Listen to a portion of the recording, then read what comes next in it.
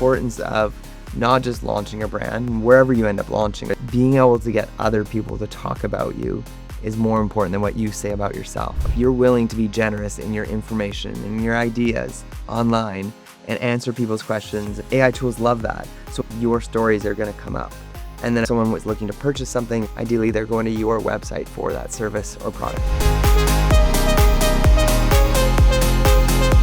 Today we are exploring the intersection of heritage and the digital frontier. Supporting Indigenous are moving from trends to core market values.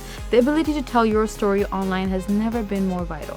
Finding that community of other business owners who are going through something similar, and they may be further on their journey, but being able to lift each other up and support each other.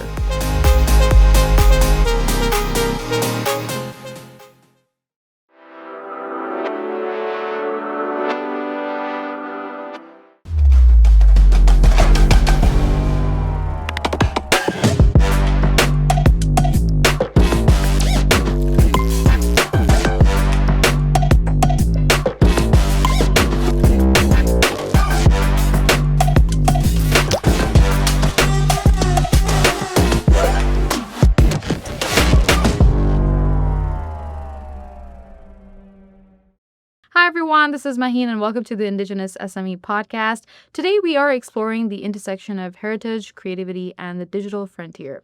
Because in an era where buying local and supporting Indigenous are moving from trends to core market values, the ability to tell your story online has never been more vital. Joining us is Darian Kovacs, the founding partner of Jelly Digital Marketing and PR and Jelly Academy.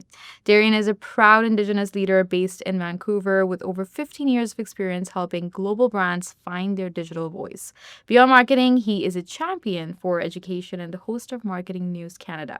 Today, we're discussing how Indigenous businesses can claim their space in the digital economy. So without further ado, let's dive in and welcome Darian. Darian, it's a pleasure having you on the show today. Welcome to the podcast. How are you? I'm really good. Thank you for having me. Of course. Very pleased to have you with us. I think this is not the first time that we are doing a session with you. I think it might be an in-person one. We've done quite a couple virtually. First in person, which First is really in person. cool. So very pleased to have you with us here. Darian, we'd love to kind of open our discussion by understanding the foundation of digital literacy. You've built a powerhouse agency and an academy, but you often emphasize that digital literacy is the absolute foundation for any SME that is looking to grow in 2026. Please tell us, for an Indigenous entrepreneur who may feel overwhelmed by technology, what are the fundamental digital skills that act as the modern tools of the trade to move a business forward? Yeah, I think we live in a time when there's so much hype and excitement, especially around AI and robotics and all of this technology. But I'd say there's still a ton of folks who have yet to even really implement a proper website. So we're still helping companies get onto a Squarespace website or getting a Shopify store set up. And those basic fundamentals should be accessible, people should have access to everywhere. And so we built this course, a digital literacy course, with the idea being is, what if you had access to information about using all the Microsoft products, using all the Google products, knowing cyber safety? So we teamed up with TELUS. Our instructor has gone through their cyber safety program.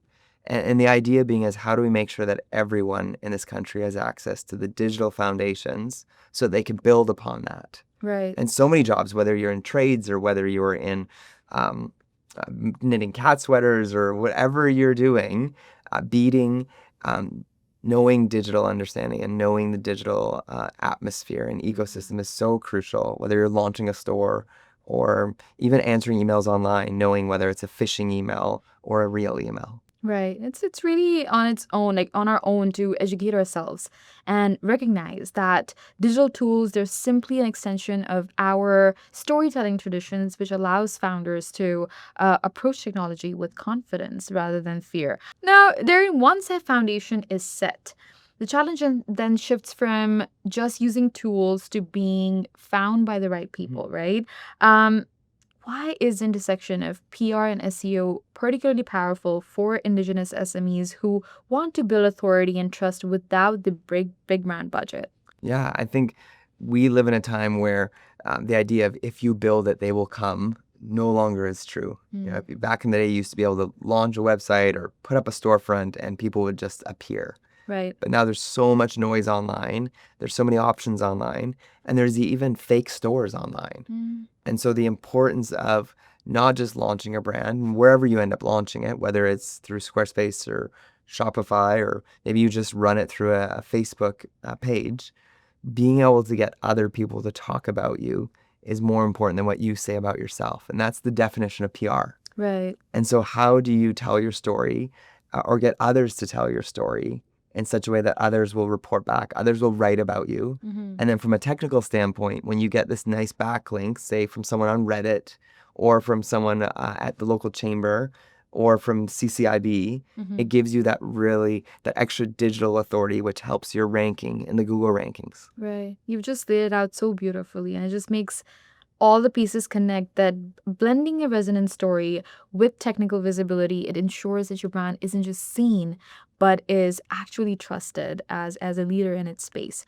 And building that trust at scale, it requires a team that knows how to execute these strategies internally. Darian, what are the biggest benefits for an Indigenous-led business when they choose to upskill their own team rather than outsourcing their marketing to outside agencies? Yeah, and I'd say even on top of that, upskilling themselves. So when they, as the owner, knows how SEO really works, when they can kind of lift up the hood or see behind the veil of what's really going on with how they appear in Google searches, how they appear in AI searches. Right. For an owner to know that, they're going to put the blood, sweat, and tears into making sure that that works. Making sure that they know, okay, should I spend my energy and time? Say I've got an extra hour one evening. Should I put it into doing new posts on Instagram, or should I put it in doing an e-newsletter? Right. Should I be doing it in optimizing my Google Maps listing, or should I put it into responding to people on Reddit? So being able to have that discernment and that understanding and the technical know-how is really important so that they can better, use their time. They can work smarter, not harder. This is so important, reclaiming that time, which ultimately kind of allows us to, or allows a founder to find that balance between business and their personal wellness. Now, Darian, how does maintaining a creative outlet like Watercolor or being out on the trails make you a more resilient strategist for the brands that you lead? Yeah, I think this works for everyone and anyone who is able to stay grounded. They're touching grass, they're staying offline, because then when you come back online, you come back refreshed, you come back with a healthy perspective. Right. There's a term, you see it in Apple stores where you go to a genius bar. And the origins of that term genius wasn't about someone who was cerebrally smart. It wasn't about people who were technically smart. It was people who could hear from the genie, Right. hear from the spirit realm. And so there's times when, again, to cut through the noise in a world where it's very noisy online and there's a lot of AI slop, taking time offline and listening and going to places of quiet and silence and solitude allows you to hear from the spirit. Right. And be able to maybe get ideas or be inspired and come up with concepts and ideas that ideally can break through the noise. And ideally is something that's different and unique and creative and fun and original. And it isn't just another, template or copy paste or AI created image, Right. but it's something that you've come up with that came to you maybe from the genie. Well, there's absolutely no doubt that making space for personal wellness and creativity is what keeps the entrepreneurial fire, in founders burning without the risk of the burnout. Listeners, in 2026, your digital story is your most valuable asset. So please don't give the keys to someone who doesn't understand your why. Darian's work with Jetty Academy is proving that when you upskill your own people, you increase performance and retention without the massive headcount costs. The world is finally waking up to the value of Indigenous innovation, and the digital door is wide open. So please let us skills gap be the reason that you stay vocal. Please visit jettyacademy.ca today to check out their digital literacy and bootcamp programs. Claim your digital space and start scaling your vision on your own terms. We're going to take a quick break here. Stay with us because what's coming next is all about balancing authenticity with global brand presence. Hey, you think you know UPS? Yeah, that's us. Everybody knows that. You know what you didn't know? This. Okay, try to keep up. Ocean, us. Ground, rail, air, so us. Guess who? Us. Customs cleared, borders cleared, done. Us. You still with me? Wait for it. Boom. Us. Intelligent, automated, fulfillment. Us. Yep, healthcare too.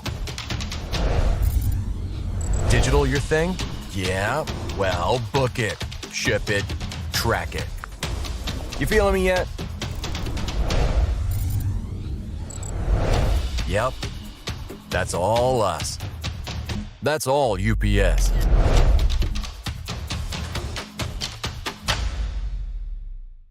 Welcome back. Let's dive right in and explore how Indigenous founders can really stay authentic while building brands that resonate worldwide. Earlier, you mentioned, how can we invest in our own people? Like, what were the biggest benefits? And you mentioned something so important, that investing in our people's digital literacy, it is the ultimate growth hack, because it keeps your brand's authentic voice at the center of pretty much every campaign that you do.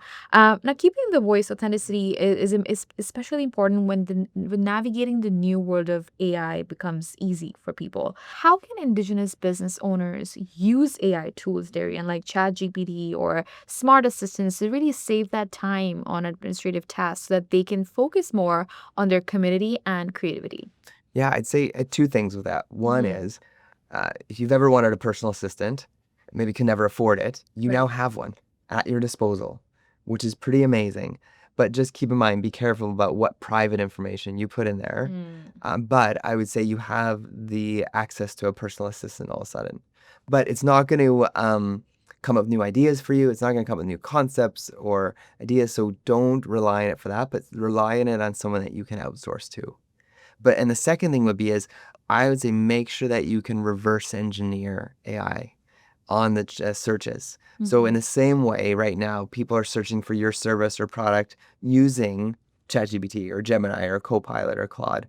How do you make sure that the content you're putting out is found for those searches? Right. So reverse engineering it so that instead of letting the, big corporations take over and decide who gets what, being able to start early and to start now to say, okay, I want to make sure that I am speaking the language of those AI tools. And the way to speak that language is by being generous. So there's a beautiful book out there called Service Berry. Okay. And the concept in it is that the idea of being generous and giving is a really good thing to be and is a good thing to do. And it's true for AI right now. If you're willing to be generous in your information and your ideas online and answer people's questions and provide insights and information, AI tools love that. So when someone searches something on an AI tool, your concept, your ideas, your stories are going to come up. And then if someone was looking to purchase something or hire someone, ideally they're going to your website for that service or product. Very helpful. And it tells us that using AI as a time saver rather than a storyteller, it allows leaders to reclaim those hours that they need to focus on high level strategy. This was a great conversation, Darian. Although short, but you were able to cover so much. And it's important to help SMEs understand the importance of AI, how to evolve with it, especially in this day and age. Now that we wrap up, if you could share one piece of advice to an Indigenous founder who is currently really hesitating to take that first step into the digital world, what would it be? I'd say you're not alone.